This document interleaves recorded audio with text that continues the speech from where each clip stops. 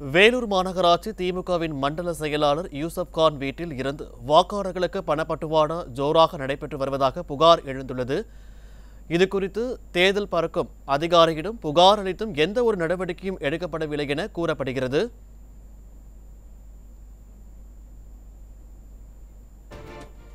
வேலூர் மாநகராட்சி திமுகவின் மண்டல செயலாளர் யூசப் கான் வீட்டில் இருந்து வாக்காளர்களுக்கு பணப்பட்டுவாடா என புகார் எழுந்திருக்கிறது.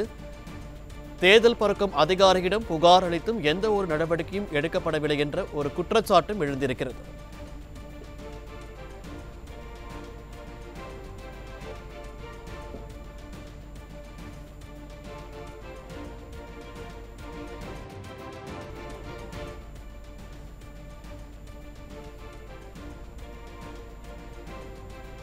வேலூர் மாநகராட்சி திமுகவின் மண்டல செயலாளர் யூசப் கான் வீட்டில் இருந்து வாக்காளர்களுக்கு பணப்பட்டுவாடா ஜோராக நடைபெற்று வருவதாக புகார் எழுந்திருக்கிறது. இதுகுறித்து தேர்தல் பறக்கும் படை அதிகாரியிடம் புகார் அளித்தும் எந்த ஒரு நடவடிக்கையும் எடுக்கப்படவில்லை என்று ஒரு குற்றச்சாட்டு எழுந்திருக்கிறது.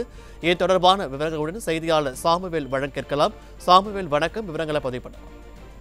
வணக்கம் பாலாஜி. வேலூர் மாநகரத்துக்கு உட்பட்ட 38வது வார்டில் திமுகவினர் அங்கு பண பட்டோடா செய்வதாக எழுந்த புகாரின் அடிப்படையில் அங்கு சென்ற அதிமுக மாவட்ட செயலாளர் SRK அப்பு மற்றும் அதிமுக நிர்வாகிகள் சம்பந்தப்பட்ட இடத்திற்கு நேரில் சென்று அங்க இருக்கக்கூடிய திமுகவினரிடையே பேச்சுவார்த்தை ஈடுபட்டனர். இது தொடர்பாக வேலூர் மாவட்ட தேர்தல் நடத்தும் அலுவலரும் மாவட்ட ஆட்சியருமான அவர்களிடத்தில் புகாரானதும் அளிக்கப்பட்டுள்ளது. குறிப்பாக பார்த்தோம்னால் திமுகவினர் பணத்தின் மூலமாக இந்த தேர்தலில் வாக்கு பெற்று விடலாம் என அனைத்து இடங்களிலும் அனைத்து வாக்குச்சாவடி முன்னிலையிலும் திமுகவினர் தற்போது பண பட்டோடானது வேலூரில் கோலாகலமாக நடைபெற்று வருகிறது. இது தொடர்பாக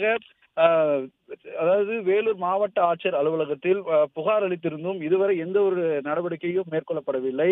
தேர்தல் பறக்கும் அதிகாரிகள் தற்பொழுது கண் துடைப்புக்காகவே சம்பந்தப்பட்ட இடத்தில் வந்து அவர்கள் பார்வையிட்டு செல்லக்கூடிய நிலை மட்டுமே இங்கு நிலவி வருகிறது.